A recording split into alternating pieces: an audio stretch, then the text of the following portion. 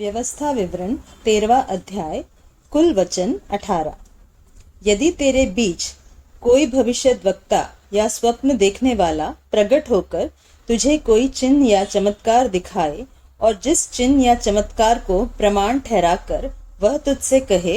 आओ हम पराये देवताओं के अनुयायी होकर जिनसे तुम अब तक अनजान रहे उनकी पूजा करे, तब तुम उस भविष्यद् वक्ता या स्वप्न देखने वाले के वचन पर कभी कान न धरना,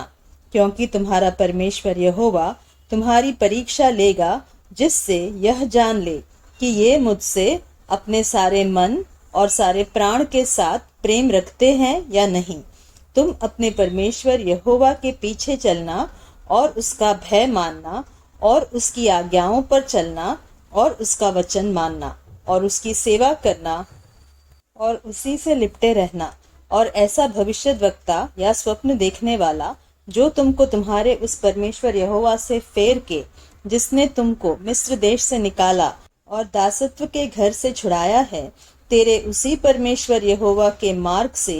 बहकाने की बात कहने वाला ठहरेगा। इस कारण वह मार डाला जाए। इस रीति से तू अपने बीच में से ऐसी बुराई को दूर कर देना। यदि तेरा सगा भाई या बेटा या बेटी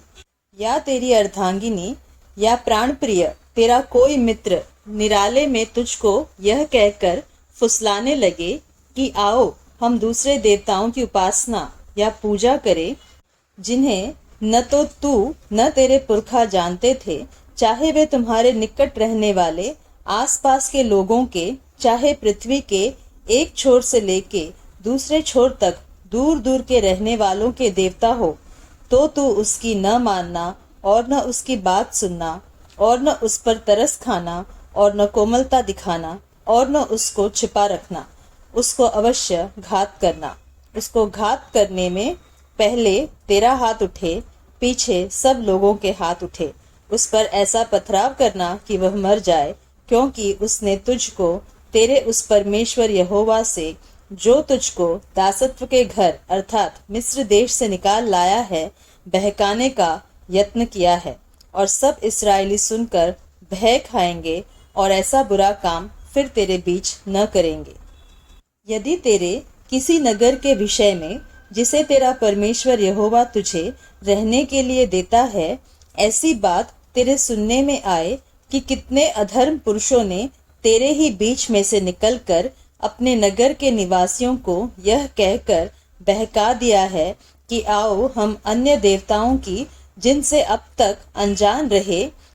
उपासना करें, तो पूछताछ करना और खोजना और भली भांति पता लगाना। और यदि यह बात सच हो और कुछ भी संदेह न रहे कि तेरे बीच ऐसा घिनौना काम किया जाता है, तो अवश्य उस नगर के निवासियों को तलवार से मार डालना और पशु आदि उस सब समेत जो उसमें हो उसका तलवार से सत्यानाश करना और उसमें की सारी लूट चौक के बीच इकट्ठी करके उस नगर को लूट समेत अपने परमेश्वर यहोवा के लिए मानो सर्वांग होम करके जलाना, और वह सदा के लिए डीह रहे, वह फिर बसाया न जाए, और कोई सत्यानाश की वस्तु तेरे हाथ न लगने पाए, जिससे यहोवा अपने भड़के हुए कोप से शांत होकर, जैसा उसने तेरे पूर्वजों से शपथ खाई थी, वैसा ही तुझसे दया का व्यवहार करे और दया करके तुझको गिनती में बढ़ाए। यह तब होगा जब तू अपने परमेश्वर यहोवा की जितनी आज्ञाएं मैं आज तुझे सुनाता हूँ, उन सबों को मानेगा, और जो तेरे परमेश्वर यहोवा की दृष्टि में ठीक है वही करेगा।